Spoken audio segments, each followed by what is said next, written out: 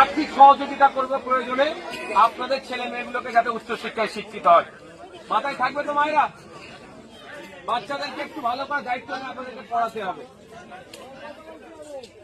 এটা কিন্তু দায়িত্ব নিতে হবে। এই দেখুন, এই এসআইআর টেসআইআর যতই ভয় খাচ্ছে, কেন ভয় খাচ্ছেন খারাপ ভাবে নেবেন না, পড়াশোনা একটু কম থাকার জন্য। আমি ভয় পাইনি কেন, আমি লড়ে নেব। আর্টিকেল 326 সংবিধানের বলছে 18 বছরের ঊর্ধ্বে প্রত্যেকটা ভারতীয় নাগরিক ভোটদানের স্বাধীনতা থাকবে। আপনাকে ভয় দেখাচ্ছে কি আপনার নাকি ভোটার লিস্ট থেকে নাম কেটে দেবে? কে বলেছে নাম কাটবে? কার ক্ষমতা আছে নাম কেটে আজকে রাখতে পারবে? যেখানে সংবিধান 326 আমি আপনি না জানলে ভয় দেখাবে। আমি আপনি পড়াশোনায় কম বলে আমাদেরকে ভয় দেখাতে পারছে।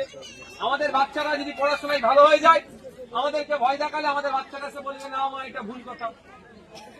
বুঝতে পারছেন? তার জন্য আমাদের ছেলেদেরকে পড়াতে হবে। আমার সুবিধা অসুবিধা আমার ছেলেই আমাকে বলবে, অন্য কারো দরকার নেই। আমাদের ছেলেগুলোকে আমরা উচ্চশিক্ষায় শিক্ষিত করবো। সকলে মায়েরা বাপেরা ভালো থাকবেন।